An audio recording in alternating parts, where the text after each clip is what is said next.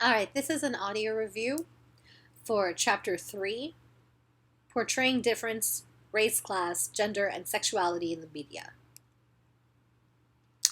Okay, so first off, definitionally, a symbol is something that's used to represent or stand in for something else.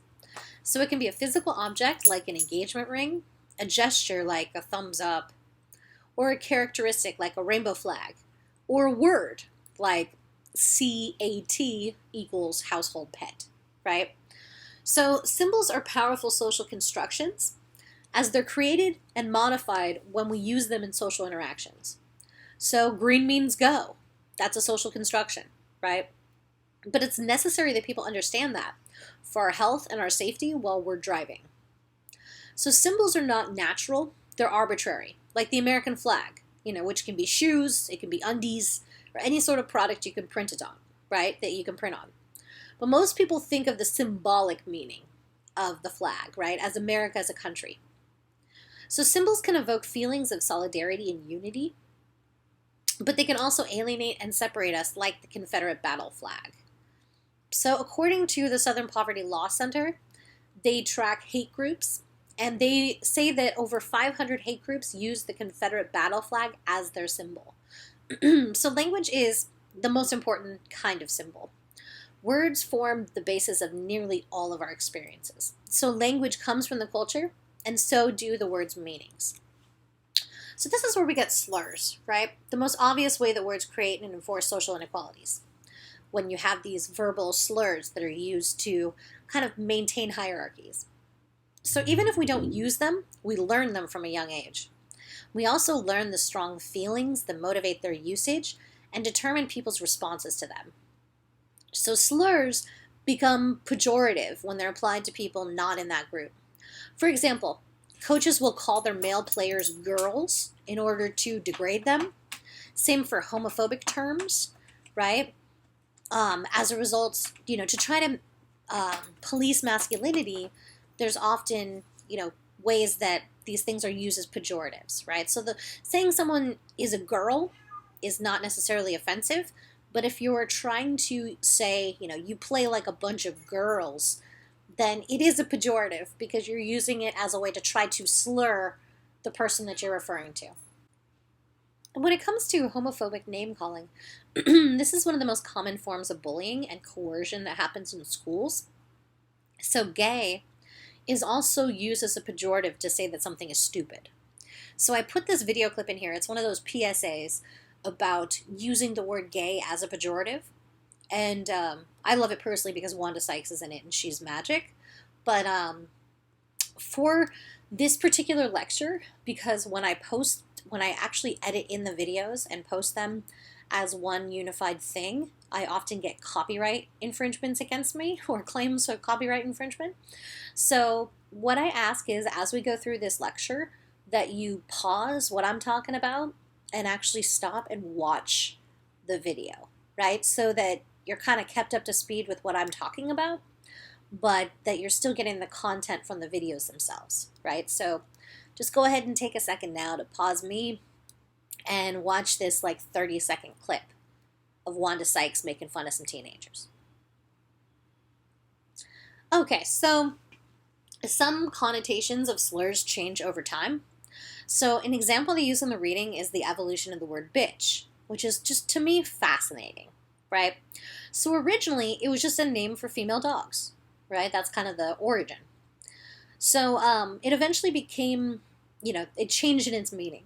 So it meant a spiteful, domineering woman, right? So, if you're a bitch, it's because you're spiteful, you're mean, you're controlling and domineering, right? But eventually it moved past femaleness and just became a verb, meaning to complain about something. Oh, so-and-so's always bitching about this or that, right? Later, it acquired a meaning as a term for a subordinate, right? Saying, oh, that person's my bitch, or you're my bitch, or things like that, a subordinate. And now it's even become a way for people to refer to themselves or their friends, right? To be like, oh, I love that bitch. Or, like one of the magazines I have a subscription to is Bitch Magazine. It's a feminist take on pop culture. So it's interesting how the meanings of slurs change throughout time, they evolve. And I think they do a great job exploring that with the evolution of the word bitch and how its meanings have different kind of connotations depending on how it's used. So the meanings of slurs change as society changes, and sometimes we can change them by taking them on as a new term of empowerment. So this is inversion, right? When someone takes a negative term and makes it positive. So a modern example would be the term queer, which was used as a way to, again, as a slur against people in the LGBTQ community. But nowadays, obviously, it's been inverted, meaning that people have taken the slur and kind of co-opted it and changed it in meaning. And so now it's kind of being owned again by the group that it was used against, right, in a marginalizing way. So that's what they call an inversion. Okay, so the language of difference. So gendered language is a big characteristic of our society. So we live in a society that really loves dichotomies, and the distinctions that we see in society of dichotomies also affects the content and the usage of our language. So language reinforces these dichotomies, right? And reinforces these gendered understandings of the culture. So, for saying something like, what are you trying to get? Right? Why are you going to class? Because you're trying to get a bachelor's degree, right? Or, who were the people that mattered to America? The founding fathers, right? Things of this nature that almost erase the presence of women in society, and especially their importance or their impact, right? So gender-based vocabulary also reflects and perpetuates underlying societal beliefs. So when we have when we have to qualify a job with a gender marker, you can see how much we assume the gender of a number of occupations.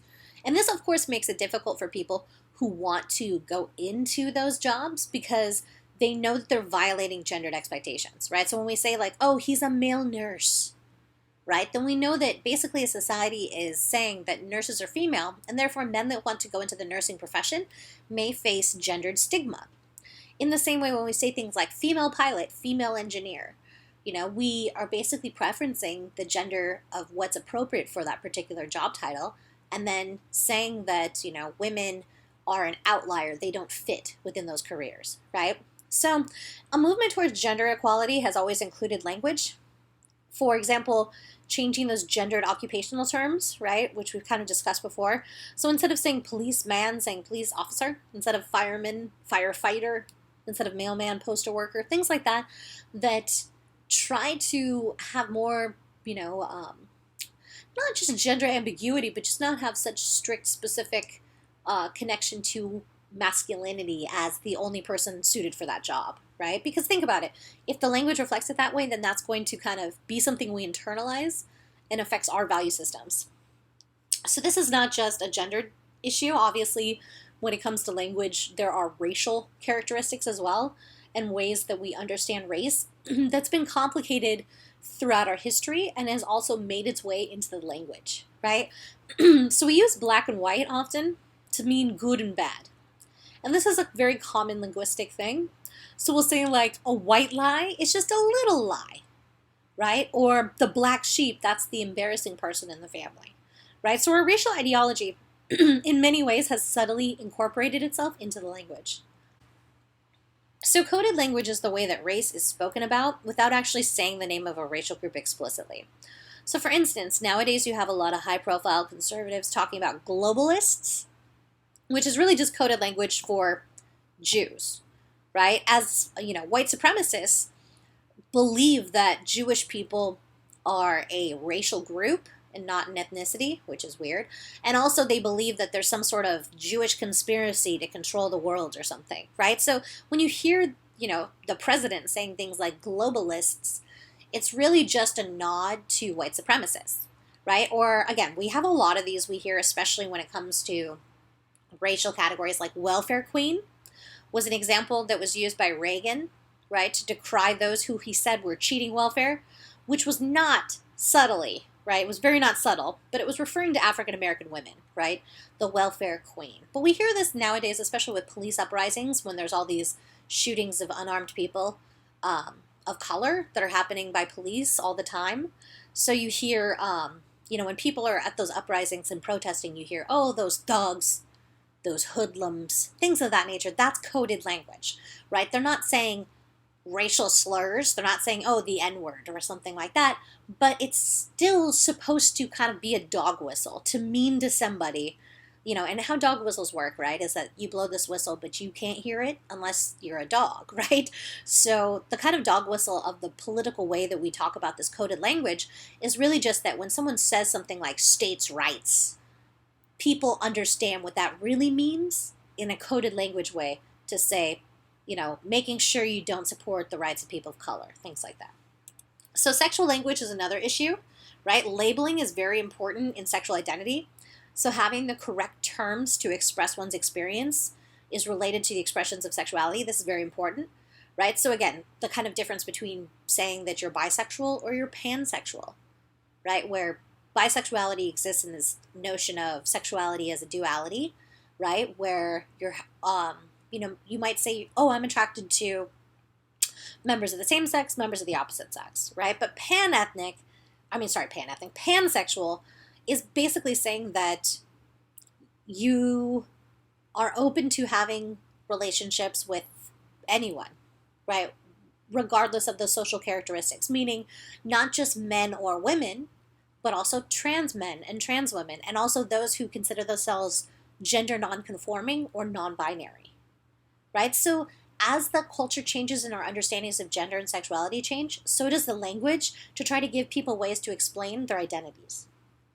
So there's a lot of acronyms as well, like, LGBTQIA, right? Depending on which community someone's talking about, that affects the acronym. So these things are important because, again, if you don't have a way to express what your identity is, it's very difficult to form communities and advocate for rights, based on that community. Okay, so language is often used to conceal variation. So part of this is the pan-ethnic labels that we use. These are the general terms that are applied to diverse subgroups that are assumed to have something in common. So they've historically been used by people outside of these groups for the sake of convenience, but they perpetuate the notion that the dominant group matters most, right? And we love these pan-ethnic labels because we basically divide the entire world's population into just a couple categories of people, right? Like, so if you think about it, even if you think about the dominant group pan-ethnic label, white. What does it mean to be white? There's a ton of different cultures and, nations of origin and things like that that kind of go in and compromise this definition in the same way that if you say, oh, a particular group is either, Latinx or Hispanic, right? Hispanic meaning Spanish speaking, right? Latinx meaning of Latin origin. Or if you're talking about, Asian as a pan-ethnic category, that's basically an entire continent, right? So that's a lot of different languages, cultures, values, histories being all kind of squished into one thing. And we do this so that we can easily stereotype people. But of course, everything within that pan-ethnic category is actually very diverse and interesting.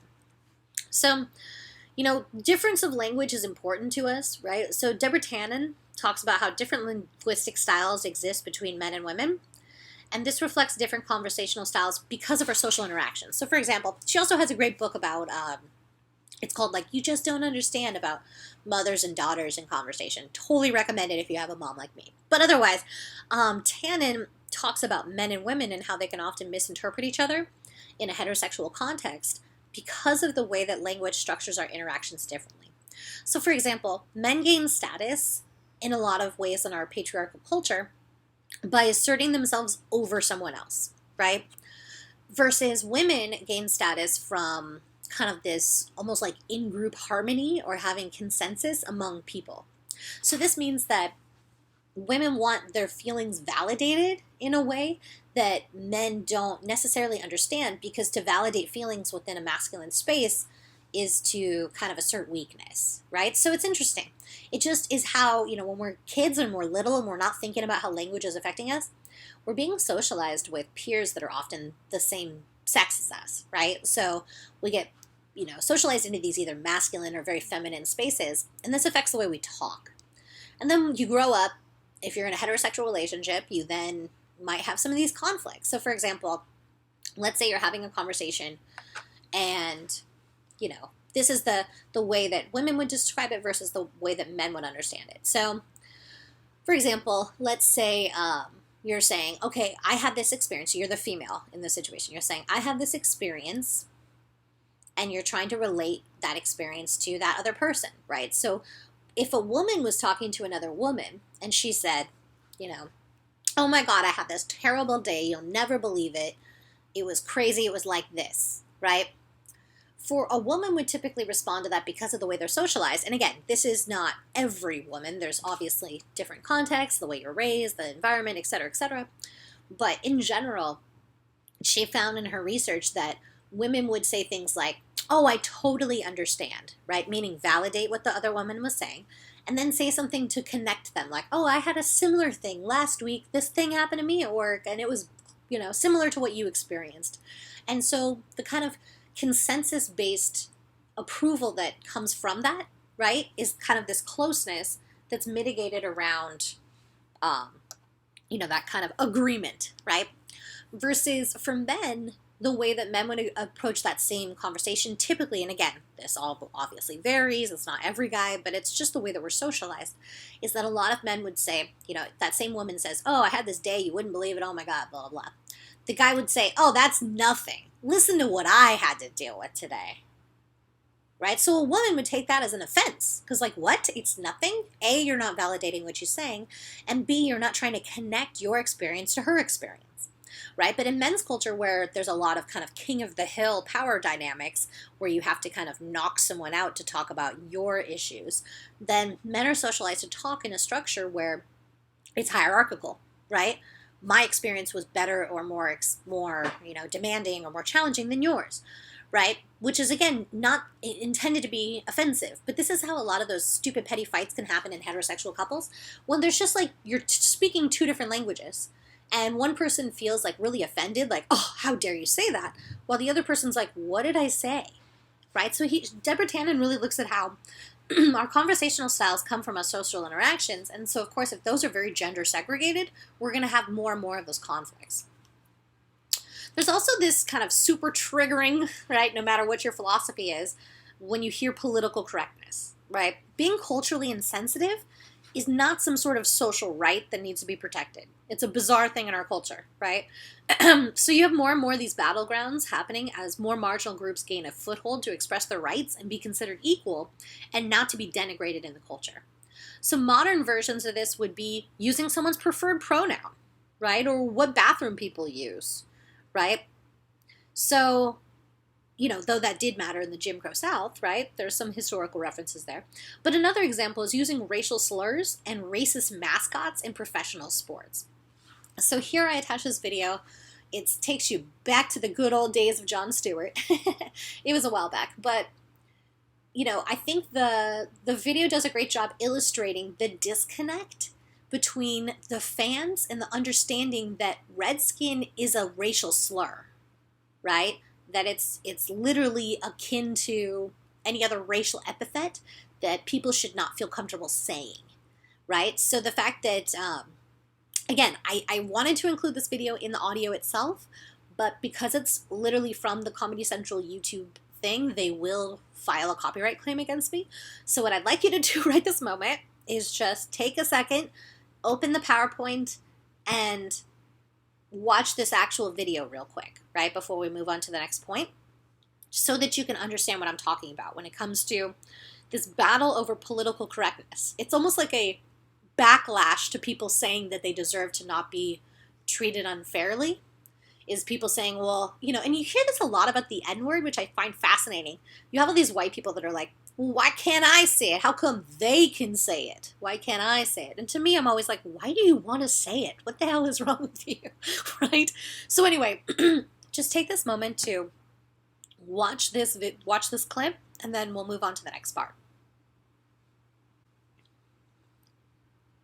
All right, so when it comes to media representations of difference, gender is a big one in the media. By and large, the media is dominated by men, whether it's books, magazines, radio, film, TV, production, editing, etc. Men outnumber women 4-to-1 in most media industries. So media is very important because it sets standards and expectations that we all then have about social life. So if media is biased towards one gender, it means that representations are not reflections of reality, but instead reflections of hegemony, So when it comes to media enforced femininity, media tells us a lot about gender, and they promote stereotypes of masculinity and femininity by choosing what programs air, what stories are told, which are considered marginal. And there are even gendered networks and roles, right? So you have like women as Real Housewives, or if you want female content, you have to watch like Lifetime or Oxygen or, specific networks. So a big part of this when it comes to the representations of femininity is sexual objectification. So this becomes the norm for female portrayals even in Disney films. Characters are as likely to wear sexually revealing clothing as they are in R-rated films. So television and film is full of stereotypes, and a lot of these reflect negative values or opinions about women, right? The women are shallow, that they're vain, that they're materialistic, that they're catty and they hate each other, and that they're always in competition for a man. So when you make women sex objects, this tells girls and women that are watching this that their value in society is their appearance only. So it doesn't matter how much you've achieved, right? What kind of goals you've achieved or what you've done with your life. What matters is how you look. And there are real-life consequences for this in how women and girls see themselves. Many women languish with eating disorders and obsessive diets, which are super normalized and expected for women, right? The majority of young women by the age of 11 have gone on a diet. It is normal for women to hate their bodies, which is so sad. But it also serves as the interest of major industries, right? Like there's a lot of people that make literally billions of dollars off of women's self-hatred, right? Like the diet industry, makeup and cosmetic surgery industries, etc., right? So what I have here is this video, which again, I hope you kind of stop my jaw flapping and watch the video real quick.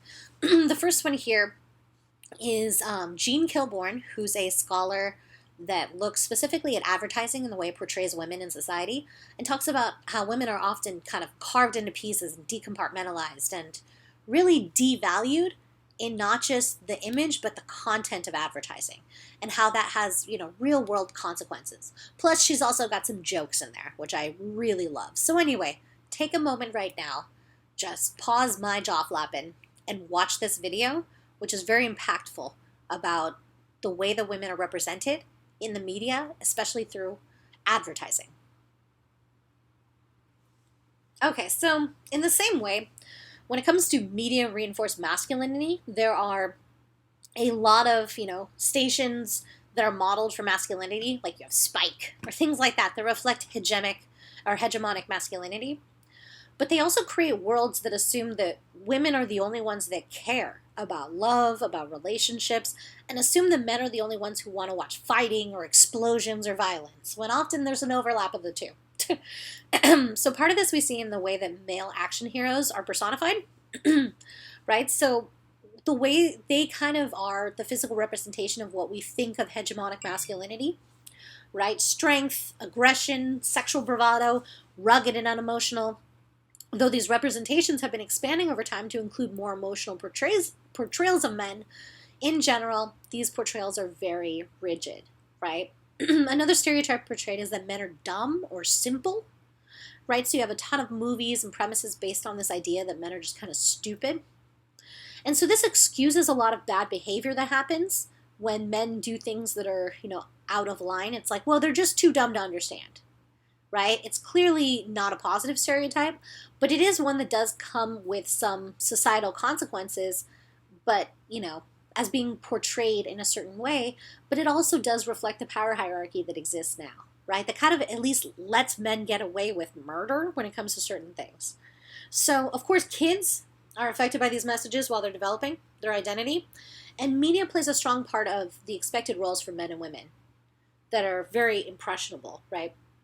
So I also included a video here to kind of get to some of this, right? So in the media, there's a large bias, whether it's kids' books, television, movies, representations are overwhelmingly male. And the roles that women have in those forms of media are often sidekicks, less important characters, or even just body props to kind of prop up male characters. Video games also portray women in hypersexual ways and use women's bodies as props to entice male players, which again dehumanizes women and helps women come to see themselves as sex objects. So The problem is that we never focus on how masculinity can be so toxic in our culture. This is finally becoming a conversation in the culture, but I feel like, especially if you go on the internet or Twitter or anything like that, you see that there's almost more of a backlash towards even conversations about toxic masculinity, which almost, I mean, ironically prove that we need to have conversations about toxic masculinity, right? So in this video clip I have here, this is Jackson Katz, who's a scholar of masculinities, who works specifically with men's communities to deal with the issue of what he calls men's violence. The fact that we don't really focus on how, well, whatever kind of violence we're talking about in the culture that we need to address, it's predominantly men that are committing this violence. And that as we examine all sorts of factors that could be related to why there's such a problem of violence in our culture, what we never actually examine is the one that he calls hidden in plain sight, which is gender, right? Why is it that men are the ones that are committing the most of the violence, right? They try and say, oh, it's lead paint, it's violent homes, it's things like that. But women grow up in those same experiences, yet they're not displaying even near the amount of violence the men do. Well, largely in our culture, masculinity and respect is linked to violence, right? Proving yourself as a man is linked to violence. So I'm just going to, ask you to pause this again, watch this couple, it's like the first 10 minutes of a documentary here that really kind of outlines his main argument about how we don't examine the groups that have power, we examine the marginal groups. So when it comes to race and ethnicity in the media, some of the most influential ideas we have about race come from the media. And there's a long history of promoting stereotypes in order to establish racial hierarchy. So media is segregated by race, and representations definitely reflect that. So different racial groups are also labeled and portrayed as other, as criminal, as deviant, as exotic, but not as equal. Early TV had minstrel shows with white actors painted up in blackface. Through the 1970s, more high-profile shows featuring African Americans hit the mainstream, and over time these narratives are becoming more common, but obviously it's still overwhelmingly unequal.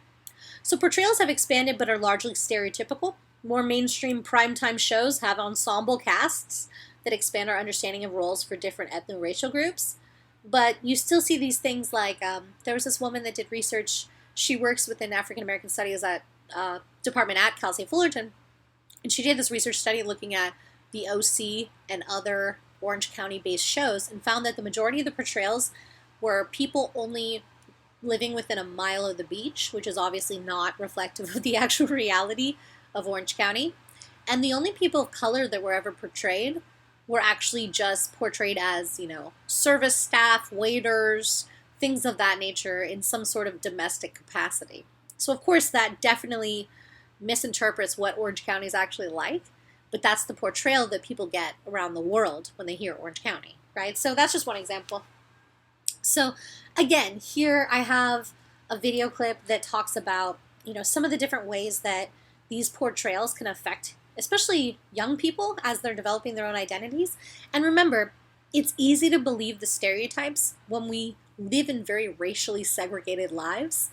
We can often go through life believing stereotypes because we don't have anyone in our real direct interpersonal relationships that counteract those stereotypes. Meaning if you know someone that's, a different racial or ethnic group than yourself, and you see a stereotype, you can be like, oh, that's not right, because I know so-and-so, and that's not their experience. So, but the problem is, again, if you don't have those reference points, it's much easier to believe the representations in the same way as sexuality works, right? It's much easier to believe negative connotations about, lesbians and gays if you don't actually know any, right? So when it comes to sexuality in the media, there are more positive representations of homosexuals than ever before, but negative stereotypes still remain. Many shows are centered towards young adults, and they lead the way in representations. So when you look at some of the shows that were the first portrayers, like you have one of my favorites, Buffy the Vampire Slayer, right? Things like that. Or in the current day CW, kind of Pretty Little Liar, Vampire Diary, Originals, those kind of shows that are more targeted towards young adults, those ones tend to have more ensemble casts, more representations of difference.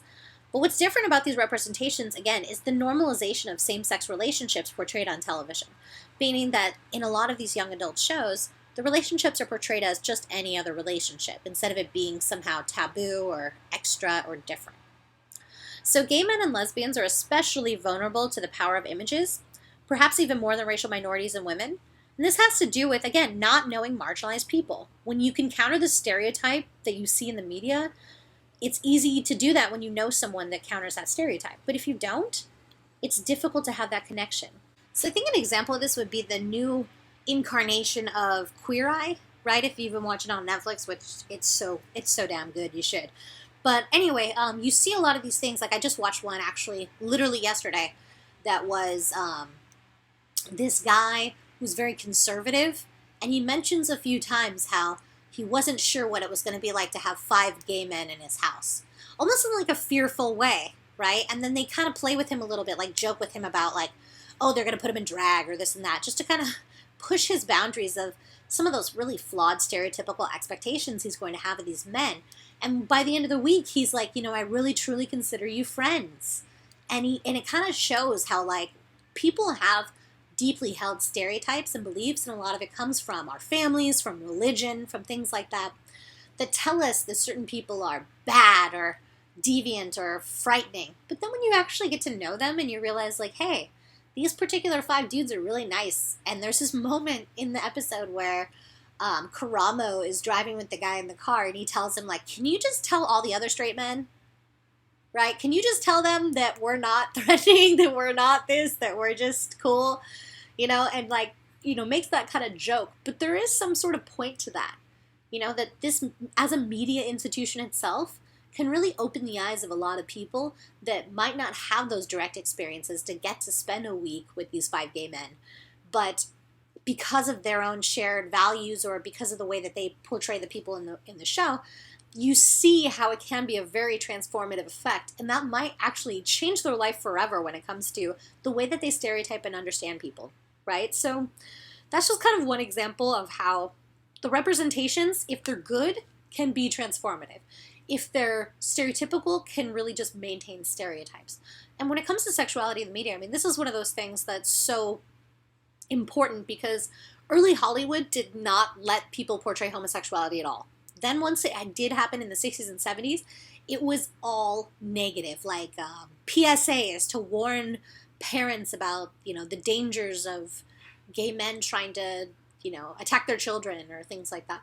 So, it's interesting that those kind of ideas of predatory nature of sexuality and things like that is why people still conflate homosexuals with pedophiles, even though there's no relationship there.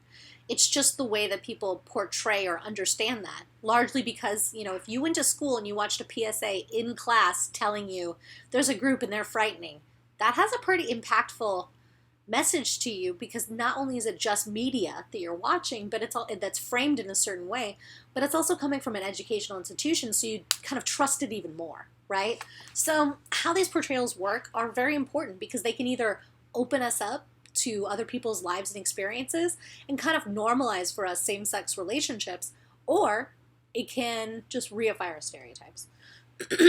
When it comes to social class in the media, social class pervades the media. The media is reliant on revenue from advertising, which often affects the portrayals that they promote, because they want to fit the content of the advertisers to the content in the show to make them happy and secure their continued funding. Right? So we love watching rich people, whether it's Lives of the Rich and Famous. I can't really do it because of my voice. I'm still very sick. Or the, more modern version, trying to keep up with those Kardashians, right? Or other shows that focus on the excess of lifestyles of the ultra-rich, right? We love Real Housewives, Entourage, Desperate Housewives, My Super Sweet 16, etc. forever, right? There's so many of these terrible, vapid shows that focus so much on the privilege and excess of wealth that, we kind of fantasize about. It's actually, fun fact, that during the Depression era is when we got some of the most extravagant film productions, right? That were really centered in, like, castles or in the, like, most elite settings, because that's what people wanted to fantasize about when they were super broke, was being super rich. So working class people are sometimes featured, but those shows differ greatly from the representations that are of the rich, right? The rich are represented in a very positive light, even if the show is, like, awful.